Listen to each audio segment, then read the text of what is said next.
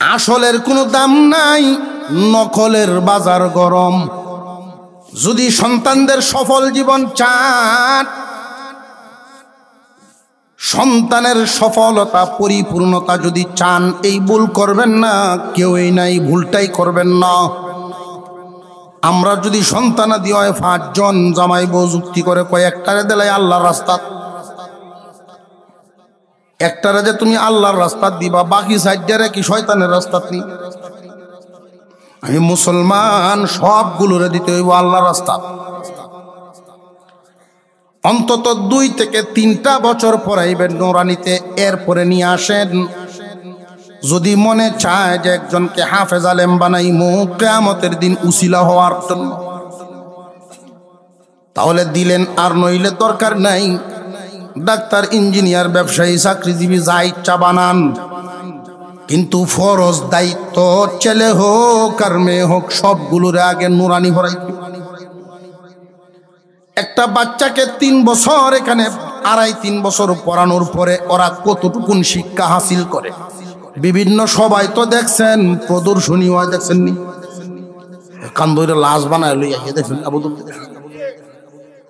এর দ্বারা বোঝা যায় এখানে যারা আছে সবাইরে জানাজা শিখানো হয়, কোরআন শিখানো হয়, নামাজ শিখায় দেওয়া হয়। একজন মুসলমান কেমনে আখিরাত কামানো লাগে এই কৌশল তারে শিখায় দেওয়া হয়। 2.5-3 বছর আপনি আপনার সন্তান ছেলে মেয়েকে আখিরাত কামানো শিখান, বাকি 18-19 বছর তারে দুনিয়া কামানো শিখায়েন, বাধা নাই। আপনি একজন সফল পিতা হবেন, আখিরাতে আল্লাহর সামনে আসামি হওয়া লাগবে না। আমরা ওই জায়গায় মাইর খাই, ওই বিষয়টা না বোঝার কারণে, আসল না বোঝার কারণে শয়তানের দুকায় বেশিরভাগ মানুষ। قال النبي صلى الله عليه وسلم إن الذي ليس في جوفه شيء من القرآن كالبيت الخريب। আল্লাহর নবী বলেন, যার ভিতরে কোরআনের তালিম নাই, কোরআনের শিক্ষা নাই, তার ভিতরটা হলো বিরান ঘরের মতো, বিরান ঘর, যেখানে ঘর আছে ঠিক কিন্তু মানুষ থাকে না।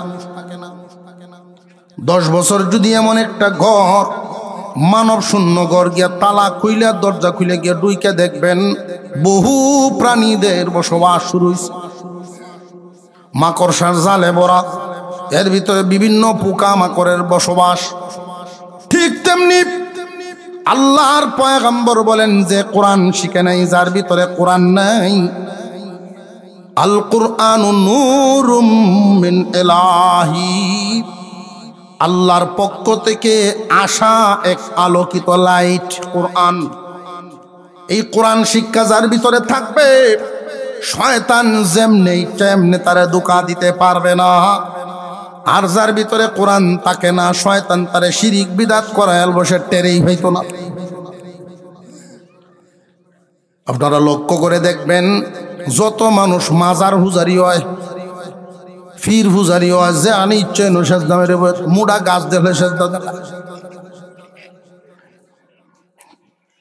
লক্ষ্য করে দেখবেন, এই যে শিরিকের মধ্যে, বেদাতের মধ্যে লিপ্ত যত মানুষ থাকে, বেশিরভাগ কি সবগুলোই কোরআন থেকে দূরে, কোরআন পড়া জানে না, এই কারণে এই কাজ করে। সন্তানদেরকে যদি সফল জীবন দিবার চান, সঠিক বেঠিক বুঝার মতো একটা বিবেক হবে তার ভিতরে, যদি কোরআন শিখায় দিবার পারে। মুসলমানের সন্তান ছেলে হোক আর মেয়ে হোক, প্রথমে তারে 2.5-3 বছর নুরানিতে পড়াইবেন, এরপরে দুনিয়াদারির শিক্ষায় তারে ছেড়ে দেন, আর কোনো চিন্তার কারণ নাই। ডাক্তার হোক, চিন্তা করান লাগতো না বাপের, আপনি আসলটা তার ভিতরে ঢুকায় দিয়ে দিছেন। মুসলমানের মূল মামলত, মূল কৌশলটা, মূল হিকমত তার ভিতরে ঢুকায় দিয়ে দিছেন। পৃথিবীর যে কোনো জায়গায় থাকুক না কেন, নাস্তিকদের থাবায় ইমান হারাবে না। দুনিয়ার জমিন থেকে বিদায় হওয়া আর হাসরের মাঠে উঠার আগ পর্যন্ত যেই জায়গাটা, যেই সময়টা, দুনিয়া থেকে বিদায় হওয়ার পরে হাসরের মাঠে উঠার আগে এই যে মাঝখানের সময়টা, ওইটাই হইল কবরের জগৎ। আল্লাহ কেমনে রাখবেন, কোন জায়গায় রাখবেন, আল্লাহু আলাম। আমরা তো যে গুরুস্থানে শুয়া, এটা লাশটাকে শুধু হেফাজত করার জন্য। আসল জগৎ আল্লাহ কেমনে রাখছেন আল্লাহই জানেন। তবে নবীজিকে আল্লাহ দেখাইছেন, নবীজির দেইকা দেইকা আমারে বই লাগেছেন, আপনারে বই লাগেছেন, রে আমার উম্মত, তোমার চলন যদি সোজা হয় মরণ সোজা, চলন যদি বাঁকা হয় মরণও বাঁকা হবে। দুনিয়ার জমিন থেকে বিদায় হইবা, মরণ হবে খুব আসানের। বেলুনের মুখ খুইলা দিলে যেমনি বাতাস বের হয়ে যায়, খুব শান্তির মরণ। কবর তোমার জন্য হবে জান্নাতের একটা বাগান, না বাগানের মতো। কারণ জান্নাত তো ফয়সালা হবে অনেক পরে।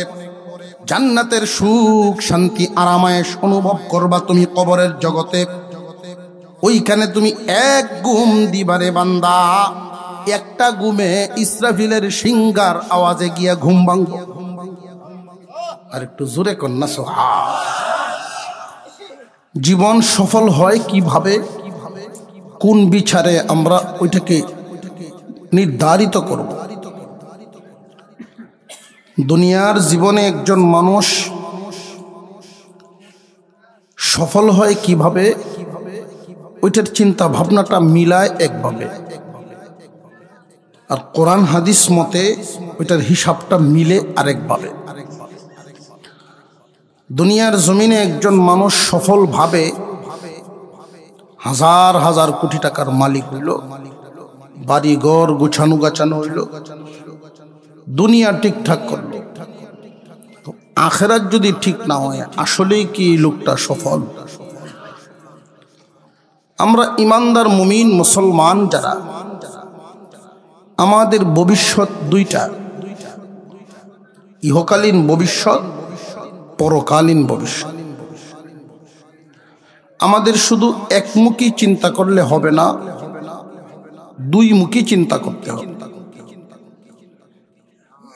যারা আখিরাত বিশ্বাস করে না তাদের হিসাব একরকম, আর যারা আখিরাত বিশ্বাস করে তাদের হিসাবটা হবে আরেক রকম।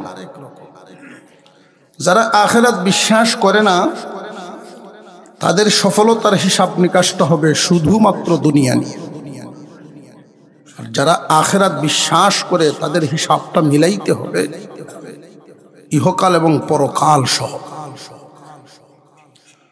আমরা যদি এই কথাটা মনে প্রাণে এবং জবানে স্বীকার করে বিশ্বাস করি যে আমরা আমাদের সন্তানদের উত্তম ভবিষ্যৎ কামনা করি, আলোকিত ভবিষ্যৎ, সফল ভবিষ্যৎ কামনা করি। আজকে যে মাদ্রাসার উদ্যোগে মাহফিল, এই মাদ্রাসাটা একটা নুরানি বিভাগ, হিফজ বিভাগ। খুব মনোযোগের সাথেই কথাগুলো মনে রাখবেন। আমরা একমুখী চিন্তা ভাবনা করি ইহুদি খ্রিস্টানদের সাথে তাল মিলাই, যাদের পরকালের বিশ্বাস নাই,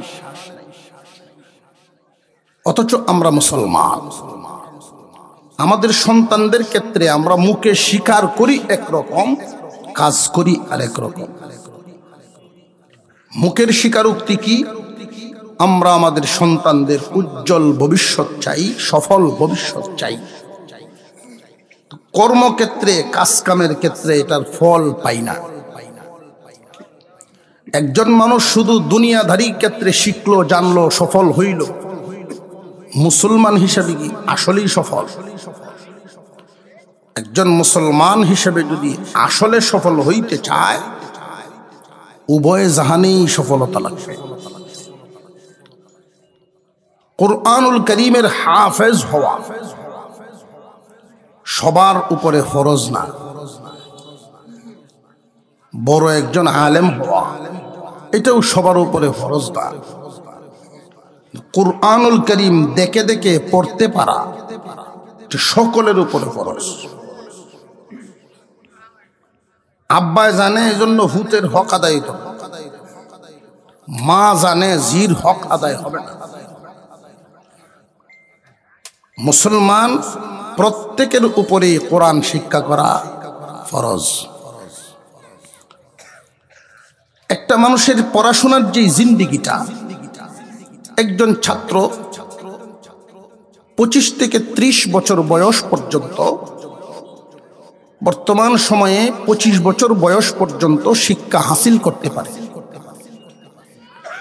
আমরা মুসলমান হিসেবে যদি আমাদের সন্তানদেরকে সফলতার পরিপূর্ণতায় পৌঁছাইতে চাই, পুরোপুরি সফল করতে চাই, এই 25 বছর বয়স পর্যন্ত যে সে শিক্ষা হাসিল করবে, এর মধ্যে অন্তত 2টা বছর সময় নুরানি শিক্ষা ব্যবস্থার জন্য তারে আলাদা করে দিয়ে দিতে হবে।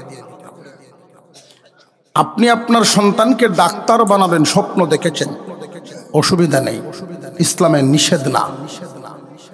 আপনার সন্তানকে ইঞ্জিনিয়ার বানাবেন, অসুবিধা নেই, নিষেধ না। দুনিয়ার বড় ব্যবসায়ী বানাবেন, অসুবিধা নাই, এটাও নিষেধ না। তো প্রথমে যেই কাজটা করতে হবে, এই পুরা শিক্ষা জীবন 25 বছর বয়স পর্যন্ত পড়াশোনা করার বয়সটা তার থাকবে। ধরেন 5 বছরের সময় আমরা দিলাম পড়ায়, আরো 5 চলে গেল, 20 বছর পড়বে। 20 বছরের মধ্যে 2টা বছর দিবেন নুরানি, বা 3 বছরে দিয়ে দিবেন, বাকি রয়ে গেল আরো 17 বছর। এই 17 বছর আপনি দুনিয়াদারি শিক্ষা দেন, আর 3 বছর শুধু নুরানিতে শিখাইলেন। 3 বছর পড়লেই আপনার বাচ্চা দুনিয়া এবং আখিরাত উভয় টাকা মানুষ শিখবে। যারা শুধুমাত্র মাদ্রাসা না পড়াইয়া একমুখী শিক্ষায় দেন, তাদের লসটা কোথায়, এই বিষয়টা নিয়ে আজকে আপনাদের সামনে একটু আলোচনা করা। আমি যেই আয়াতে কারিমা তিলাওয়াত করেছি আপনাদের সামনে, মহান আল্লাহ বলেন, কুল্লু নাফসিন যায়িকাতুল মাউত, মৌতের পিয়ালা সবাইকেই পান করতে হবে। মরণ যে লাগবো এতে কোনো সন্দেহ আসেনি। মরার মাসলায় সব একমত। একদিন দুনিয়ার জমিনে আমরা কেউই ছিলাম না, একদিন থাকবো না। কিন্তু একদিন যে থাকবো না, এই কথা বিশ্বাস করে বসে থাকলেই হবে না।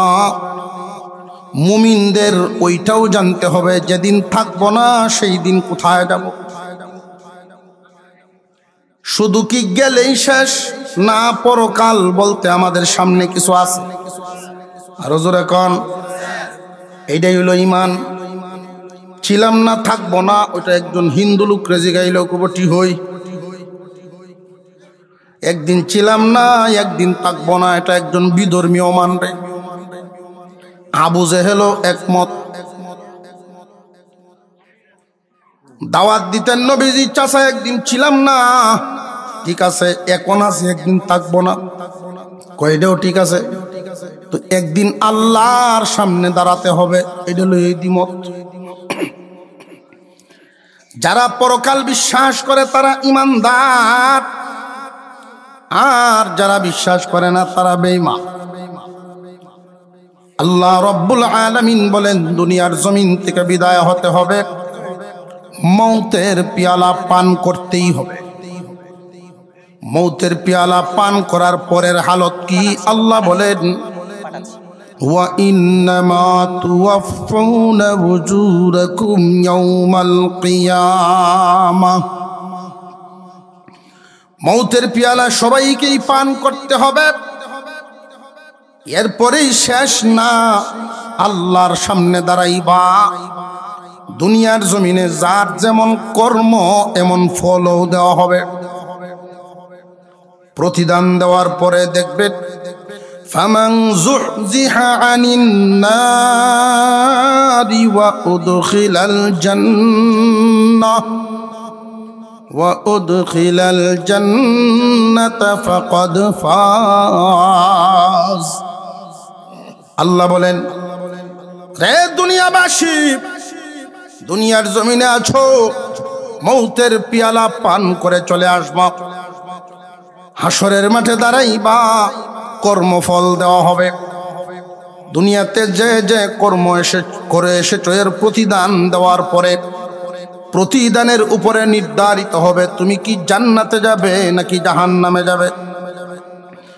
যদি জান্নাতে যাইতে পারো, জাহান্নাম থেকে বাঁচলা, জান্নাতি হইলা। যারা যারা জাহান্নামে চলে যাবে ওরা হইল বিফল। প্রতিদান পায়া যারা জান্নাতি হবে তারাই সফল। আমরা সফলতার হিসাব মিলাইছি একভাবে, কোরআনে কয় আরেকভাবে। আমরা সফলতার হিসাব মিলিয়েছি,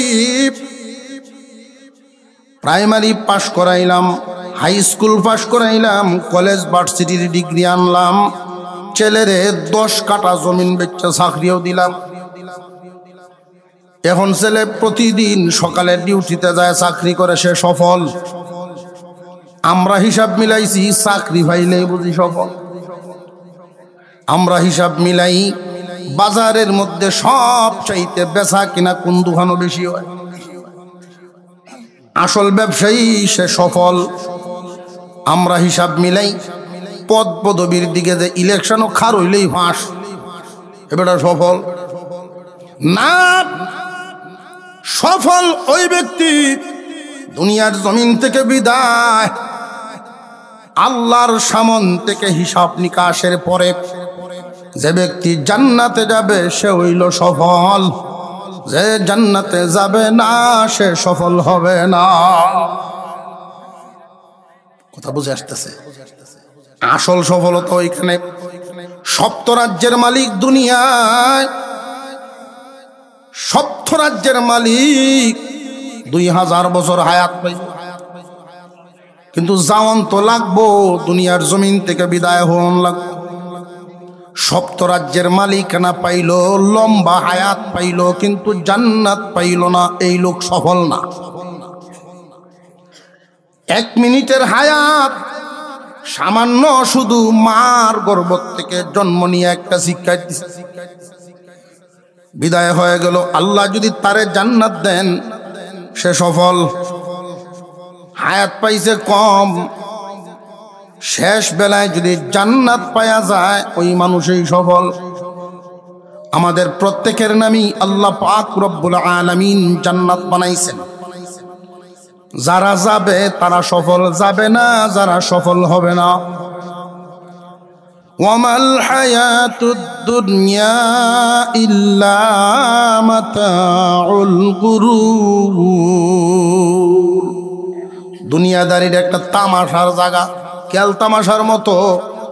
ছোটবেলায় যে আমরা খেলাধুলা করতাম, 2 জন 4 জন 5 জন মিললে ফুলাবান একসাথে খেলতাম, মনে হয় নি খেলাটি? কলা গাছের ভেটকুল দিয়ে ঘর বানানি, ছোট ছোট ডেগের মধ্যে মাটির দুলা দিয়ে ভাত রান্ধন, আম পাতা দিয়ে কাটতে কাটতে মাছ, এটা মাগুর মাছ। ছোটবেলায় কতক্ষণ টিকতো এই সংসার? সংসারও তো হাতাইছি, এলে তোর বেওয়াই মনে আছে নি? সকালে খাওয়া দাওয়ার পরে মা বাবায় বের করে দিতেন, যাও খেলাও গা। তো সাজাতো ভাই সাজাতো, এই আশপাশের হুলা ভান লইয়া যে খেলতাম, মনে হয়নি এটি। খেলাধুলা শুরু হয়েছে, গোসলের টাইম হয়েছে, তো খেলা শেষ। যে ঘর মানছিলাম সব ভাঙ্গা রুঙ্গে বিনাশ। গুড়া বানাইতাম, কলা গাছের ডাক গোয়া, 2 সাইডে রশি লাগায় কান্দ বানছি, 2 ট্যাঙ্গে সিভা দেয়, এটা গুড়া। দৌড়াইতাম, আসলে কি দৌড়াইতাম গুড়া না নিজে দৌড়তাম বুঝাইছে নি? ওয়ামাল হায়াতুদ দুনিয়া ইল্লা মাতাউল গুরুর। এই দুনিয়াটা এইরকম একটা খেলতামাশার মতো,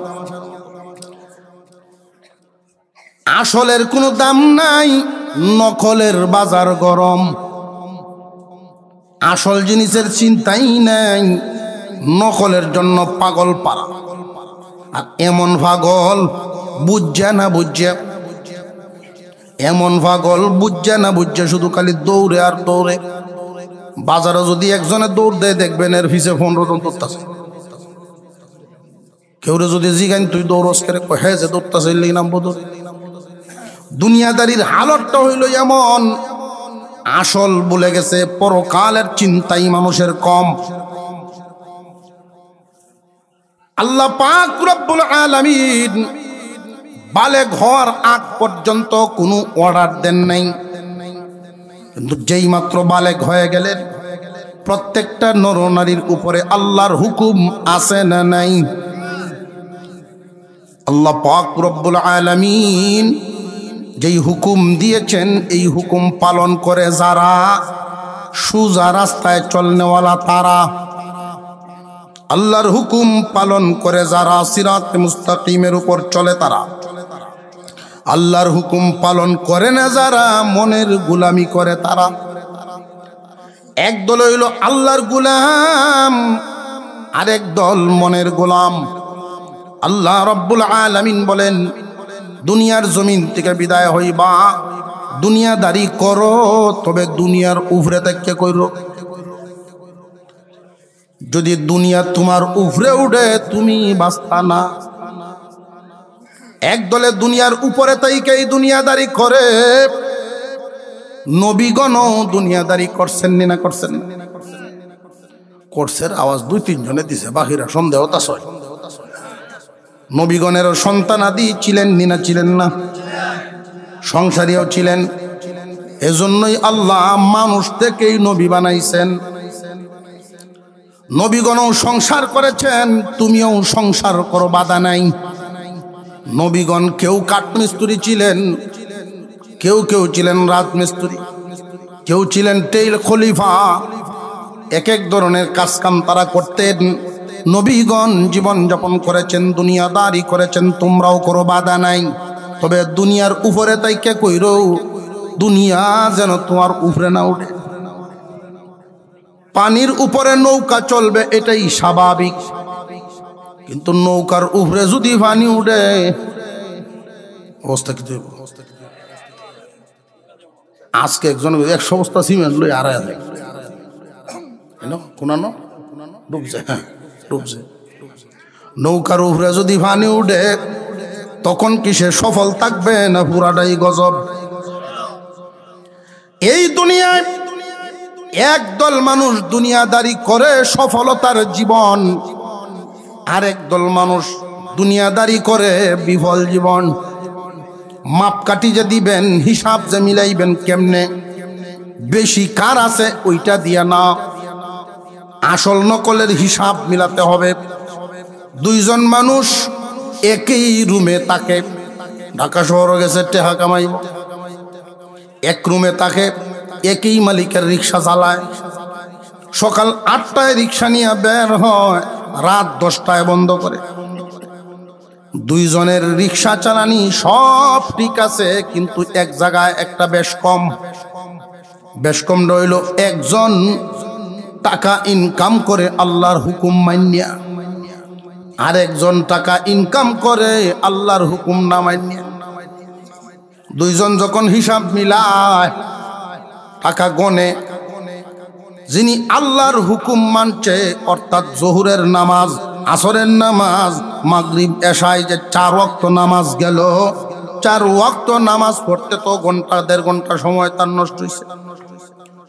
হিসাব মিলাইলো, লাস্টে সব খরচ বাদ দিয়া একজনের রইল 700, আর যে নামাজ পড়ছে না তার তো সময়ও নষ্ট হয়েছে না, তার রইছে 900-200 বেশি।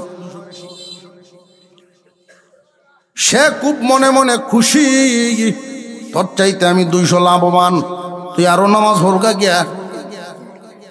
এটার আরো গুতা দেয়, কুসাতে হয়ে আসেন। আসল হিসাবটা এবার মিলান। যদিও তার পরিমাণ বেশি, কিন্তু সে কি সফল না বিফল? দুনিয়ার জমিনে হিসাবটা মিলাইতে হবে সফলতার বিফলতা। মহান আল্লাহ পাকের হুকুম পালন করে কারা আর করে না কারা? এখন এটা দেখি, কোন সমস্ত মানুষ নামাজ বেশি পড়ে আর কারা বেশি পড়ে না। বেশিরভাগ মানুষ নামাজ পড়ে না, আমি হিসাব মিলাইয়া দেখছি না জানার কারণে। বেশিরভাগ মানুষ নামাজ পড়ে না, না জানার কারণে। কেন পড়ে না? আসলে জানেই না। যে যেটা জানে, জানায় তারে টানে। বুঝে আসতেছে? আপনারা হিসাবে মিলে না? শেষ পর্যন্ত কিন্তু মুসলমান সব ডাক্তারি করে জীবন কাটাইছে, ইঞ্জিনিয়ারিং করে জীবন কাটাইছে, সরকারি বেসরকারি চাকরি করে জীবন কাটাইছে, গৃহস্থী করে জীবন কাটাইছে, ব্যবসা করে জীবন কাটাইছে। সর্বশেষ যখন আর এই তনু চলে না, কোনো জায়গায় কামো লাগে না, এখন কই যাইব? মানুষেও মন্দ কয়, তোমার মতো বুড়িয়ে বেটা নামাজ না পড়ে। সারা জীবন তো কাটাইছিন, নামাজের তাগিদ দেওয়ার সময় সুযোগ কেউ ভাইছে না। তাগিদ করে দিব, কাম হইতো ব্যস্ত। এখন যেহেতু কাম নাই, বইয়া খুল কাশে আর কাশে।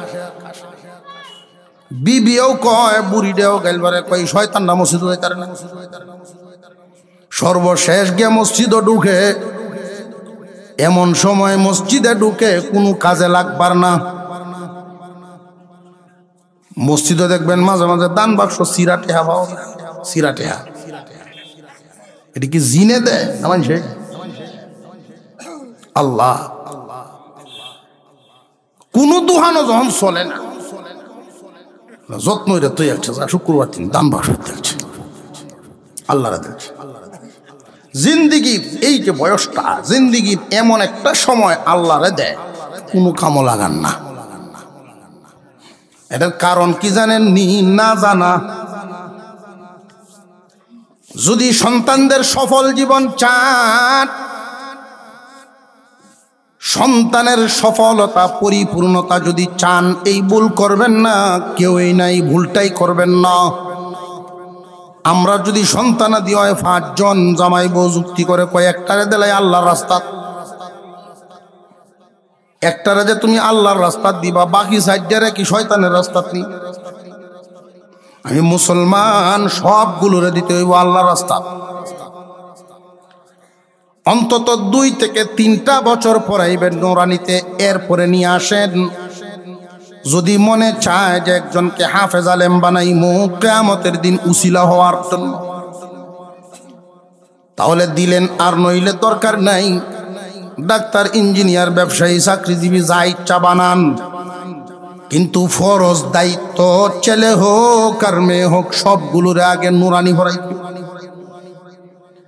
একটা বাচ্চাকে 3 বছর এখানে 2.5-3 বছর পড়ানোর পরে ওরা কতটুকুন শিক্ষা হাসিল করে, বিভিন্ন সবাই তো দেখছেন, প্রদর্শনী হয় দেখছেননি? কান্দরে লাশ বানায় লইয়া দেখেন, এর দ্বারা বোঝা যায় এখানে যারা আছে সবাই রে জানাজা শিখানো হয়, কোরআন শিখানো হয়, নামাজ শিখায় দেওয়া হয়। একজন মুসলমান কেমনে আখিরাত কামানো লাগে এই কৌশল তারে শিখায় দেওয়া হয়।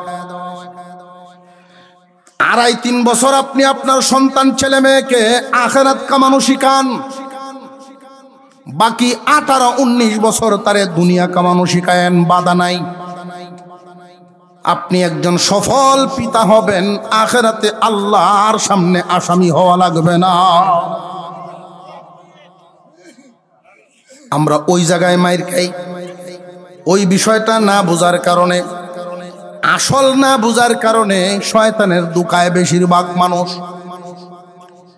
قال النبي صلى الله عليه وسلم إن الذي ليس في جوفه شيء من القرآن كالبيت الخريب। আল্লাহর নবী বলেন, যার ভিতরে কোরআনের তালিম নাই, কোরআনের শিক্ষা নাই, তার ভিতরটা হলো বিরান ঘরের মতো, বিরান ঘর। যেখানে ঘর আছে ঠিক কিন্তু মানুষ থাকে না। 10 বছর যদি এমন একটা ঘর, মানব শূন্য ঘর গিয়া তালা খুইলে দরজা খুলে গিয়া ডুইকে দেখবেন বহু প্রাণীদের বসবাস শুরু হয়েছে। মাকড়সার জালে ভরা, এর ভিতরে বিভিন্ন পোকা মাকড়ের বসবাস। ঠিক তেমনি আল্লাহর পয়গম্বর বলেন যে কোরআন শিখে নাই, যার ভিতরে কোরআন নাই, আল কুরআনু নূরুম মিন ইলাহি, আল্লাহর পক্ষ থেকে আসা এক আলোকিত লাইট কোরআন। এই কোরআন শিক্ষা যার ভিতরে থাকবে, শয়তান যেমনি তেমনি তারে ধোঁকা দিতে পারবে না। আর যার ভিতরে কোরআন থাকে না, শয়তান তারে শিরিক বিদআত করায় বসে টেরেই হইতো না। আপনারা লক্ষ্য করে দেখবেন, যত মানুষ মাজার হুজারি হয়, ফির হুজারি হয়, যে আনি ইচ্ছে সেজদা মেরে মুড়া গাছ দেখলে সেজদা দেখা।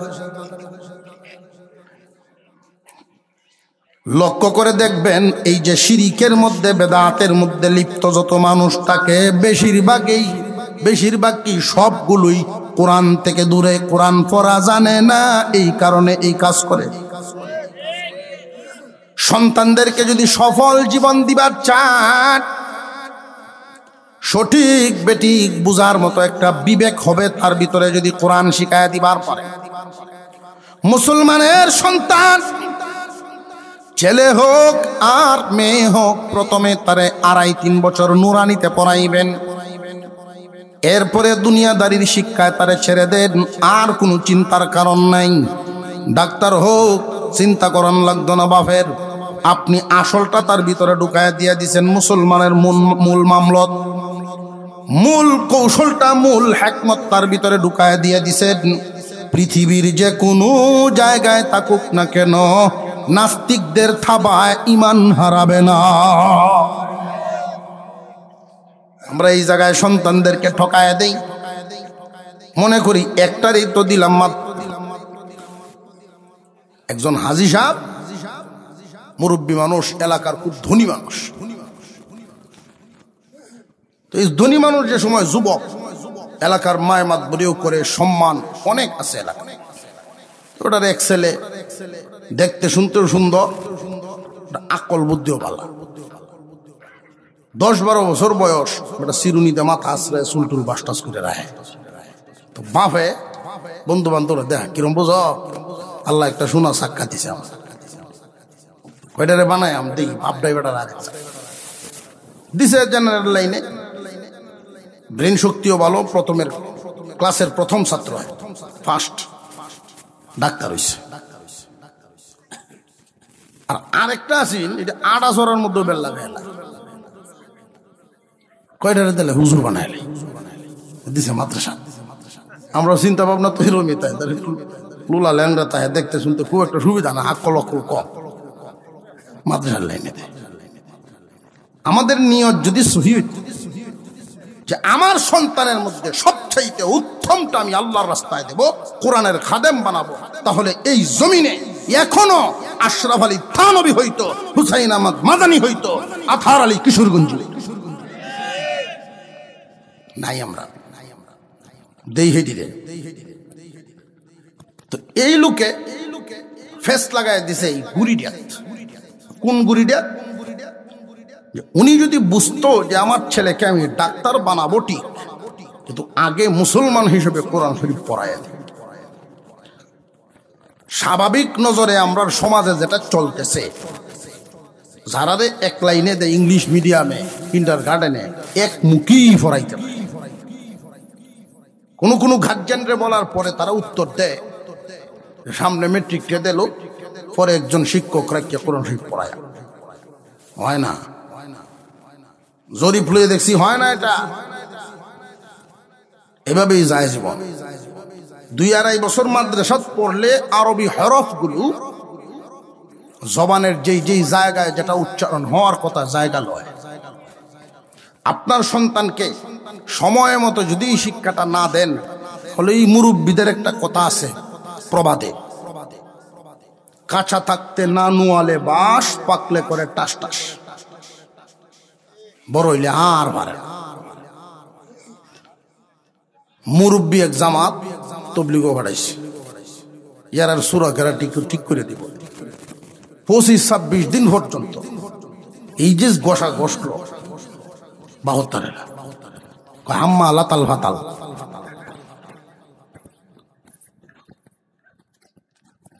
তুই হাজি সাহেব 2 জনের 2 লাইনে ভরাইছে, 2 জন বড় হয়েছে, কর্মের মধ্যে লাগছে। আর হাজি সাহেবের আগের যে রক্ত গরমের ভাবটা আছে, এখন তো বুড়া হয়েছে।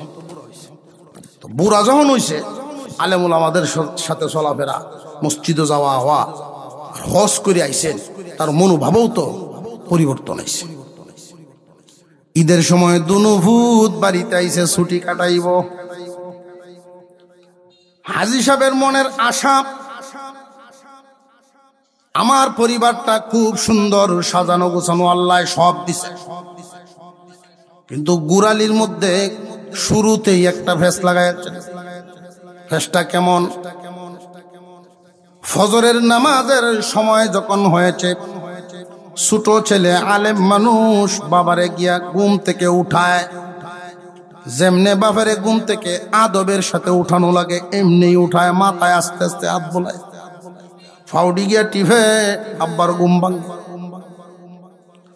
দুনু বাপু ফজরের নামাজ পড়বে একসাথে অজু করে, কিন্তু বাপের মনে মনে আইরে আমার বড় ফুতো যদি উঠে আইতো,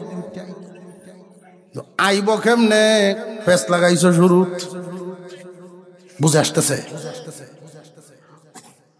উঠে মাঝে মাঝে তার রুমটার সামনে দিয়ে 2-3 বার আইসে গেছে, দেখি কোনো গুমটা কি তার সুডে কিনাটা কেন না। মাদ্রাসার কোরআন হাদিসের তোমার দিন ইসলামের কোনো ছুয়াই সে পাইছে না। ফজরের নামাজ গেল, তসবিহ তাহলিল গেল, এশরাকের নামাজ পড়িয়া বাপ তাকায়া দেহে বড় ভূত ডাক্তার বেটা উঠছে টিকেই, কিন্তু হাফ প্যান্ট কিনতে পারিস।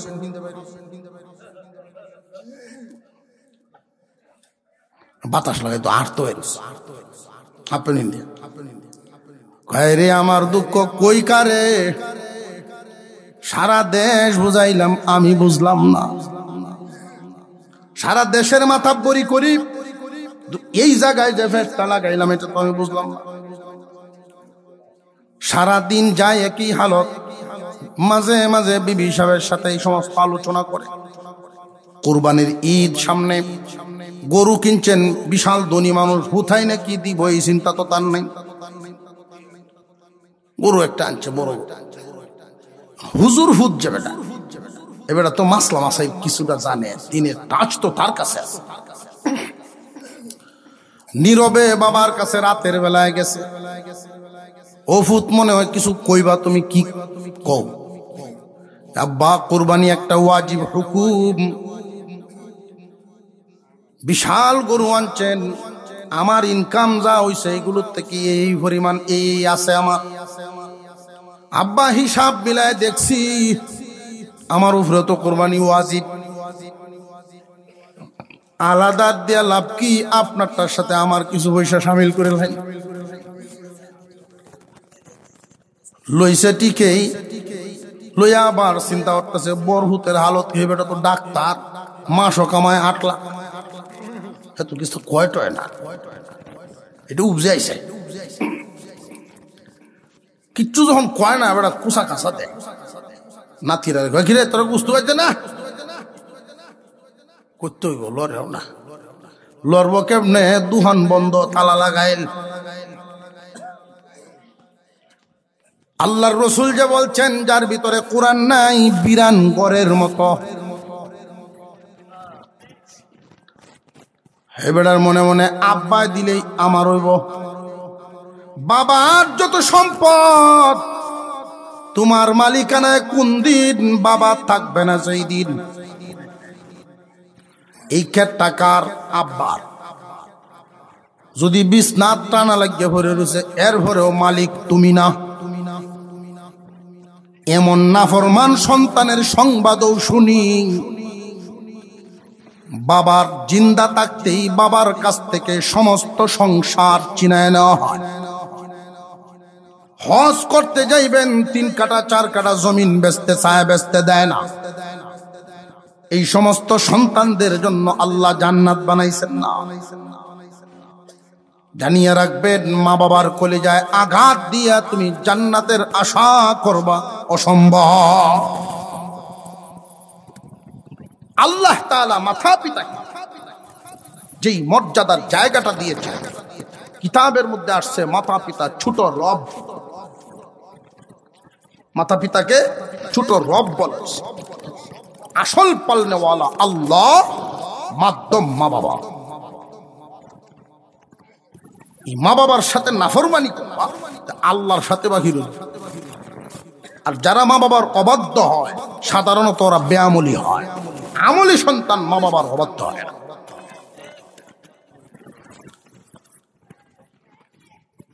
ডাক্তারের মনে মনে আব্বা দিস আছে, এটি তো আমার হিসাব যে মিলায় সুরে চুরি হইলে গরু আইন না কুরবানি যাচ্ছে। তো বিয়ার ঈদের পরের দিন বিয়ে আইছে, বস্তু খায়ার জায়গায় গরু কত দেন ছিলাই। হ্যাঁ, আপনি বোঝা জানেন না, আপনি বোঝা যায় আমার ব্যাপারে জানেন না। জানি এটা তো জানি, কুরবানি দেও। এটা চোখ লাগছে, পছন্দ হয়েছে জিনিস, কুরবানি তো পছন্দের জিনিস দেওয়া লাগে। লয়ে আসছে কত লাভটা কি হইল? চুরি হয়েছি, গুণা হয়েছে, কুরবানি দিছি সব হয়েছে।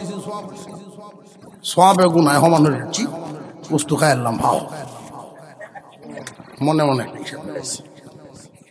আহা,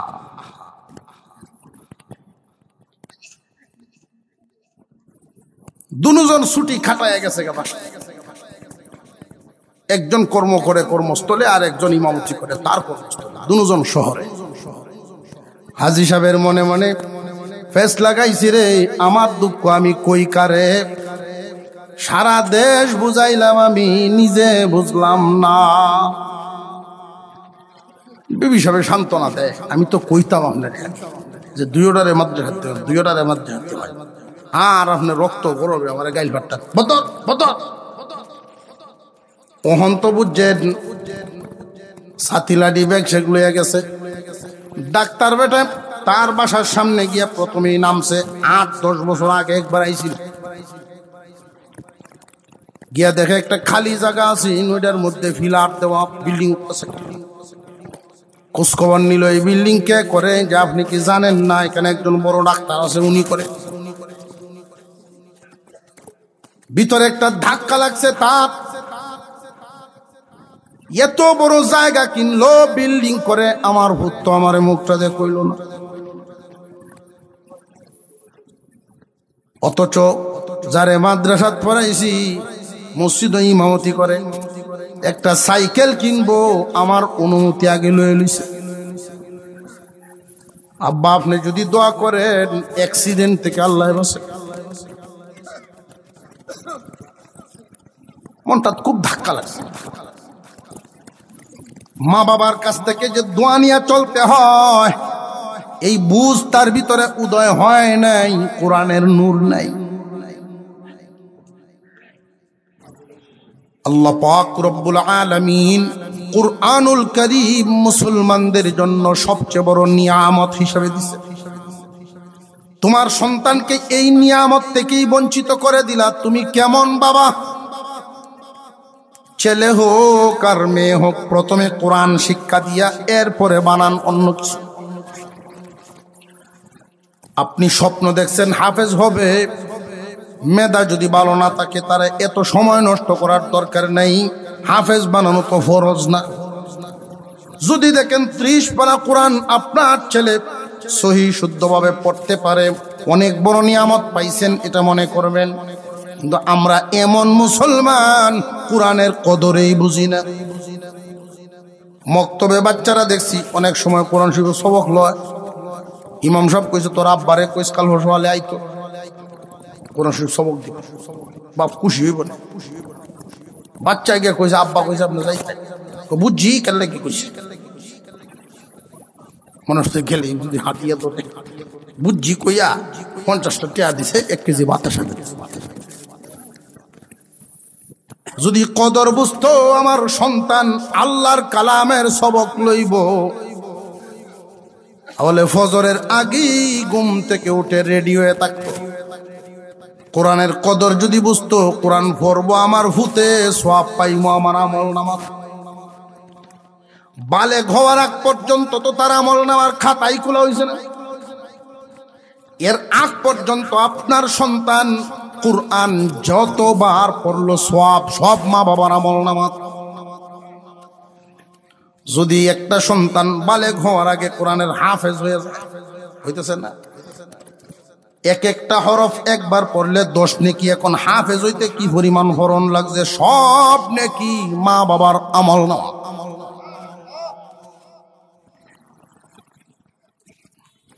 বুঝছে না, এই জন্য মসজিদ হয়ে যায় না। আর যদি স্যারের কথা কয় স্কুলে অনুষ্ঠান, আব্বা আমরা যাইতেন কল্প, এমনি দেখবেন সার বাহরতা কোনটা ইস্তারিতে দেওয়ান যায়, আগের কাতারও সেল লয়ে বয়া। কেউ কেউ দুনিয়াদারি করে দুনিয়ার উপরে তাই কিয়া, কেউ দুনিয়াদারি করে দুনিয়ার তলে হটিয়া। মনটা দুঃখ লাগছে, আর গেল না বাসায়, না গিয়া ঘুরিয়া আসতেছে। এমনি দেহে তার বয়সী আরেক বুড়া গুসায় সেতে আইতাছে, আজ গোয়া ডাক্তারি রে করাইয়াম। যখন বেটা যত গুসাই হোক, যত দুঃখই ভাব, বেটার হুতের উজু যখন এই বাই আইতাছে, একটু বোঝার আছে না, আটকাইছে। কি হয়েছে আপনার ব্যবসায় চুনকে লাগবে? দেখেন মুরব্বী, আমি বড় বড়টা ক্ষেত বন্ধক দিয়েছি চিকিৎসা করাইতে, সব ঠিক আছে, লেখছে কিতা দেখ, আমি কিবা দেখ মতো তো বুঝতাম না, টানালে হাই কিতা হয়েছে কোহায়। আমি ফার্মেসিতে গেছি, ওষুধ আনতাম, ডাক্তারও কেন লিখে দিয়েছে বলে ফার্মেসিওয়ালা কইছে 100 বস্তা সিমেন্ট একটা হইলে দিন 3 বার। তখন বাপে কয় এই কথাটা আর কন্যা যে ডাক্তার তো পাগল ডাক্তার না, ডাক্তার মেধাবী। তো সমস্যাটা হয়েছে এই মুহূর্তে দুনিয়া তার উপরে উঠা। আপনি যখন রুগী দেখান এই মুহূর্তে কোনো আওয়াজ আছেন বাইরের থেকে, ওই একজন চিল্লায় কইছেন সিমেন্ট লাগবো স্যার, এই যে দেখতেছেন বিল্ডিং এ এটাই স্যারের সিমেন্ট লাগবো যে কইছে, এই চিন্তা। বেটার ইনকাম যদি 8 লাখ লাগে, এখন 20 লাখ। যার দুনিয়াদারির অবস্থা হবে এমন, ইনকামের চেয়ে টার্গেট বেশি। ইনকাম 20,000 লাগে তার 30,000, 10,000 তার উপরে উঠে দিচ্ছে। এই চিন্তা এর পাগল বানায়, দুনিয়া এর উপরে উঠে দিচ্ছে। বাহির থেকে সিমেন্টের অর্ডার হয়, লিখেছে আপনার ভ্যাকসিনেশন বেল লাগাইছে, ঠিক করে দিব। এরকম একটা ম্যাচ লাগায়। আপনি রাগ করুন না যে আসলে দুষ্টা ডাক্তারের না, এর বাপের। ডাক্তারের না, এর বাপের। সঠিক শিক্ষাটা দিতে আসছে না, কিতা করণ লাগে কইছে। বিচার তো করলে তার বাপের করবাই। এই মুহূর্তে যদি তার বাপের ভাই আপনি কি করবেন? কান্ডার ধরে হুজ করলাম,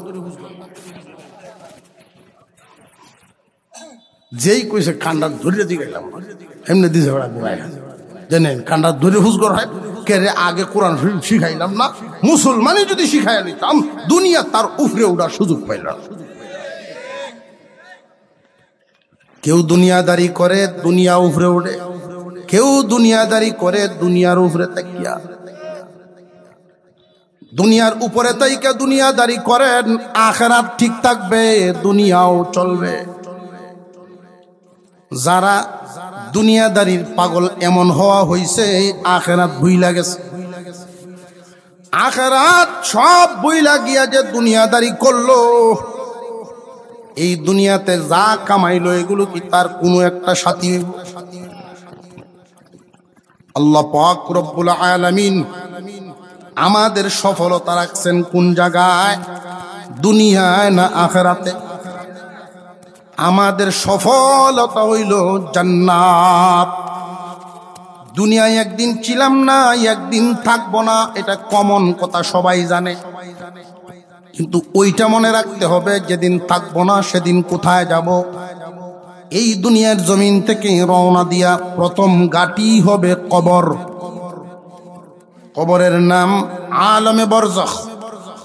বারজাখুন শব্দের অর্থ হলো পর্দা, ডাকনা, আড়াল করে রাখা। কিসের আড়াল? সবার চোখের আড়াল। মায় তোমারে দেখবে না, বাবাও দেখবে না, স্বামী স্ত্রীর দেখা সাক্ষাৎ হবে না। কবরের জগৎটা এটা একাকিত্বের ঘর। এই কবরের জগৎ এমনই একটা জায়গা, কবর কানেও শুনে না, চোখেও দেখে না।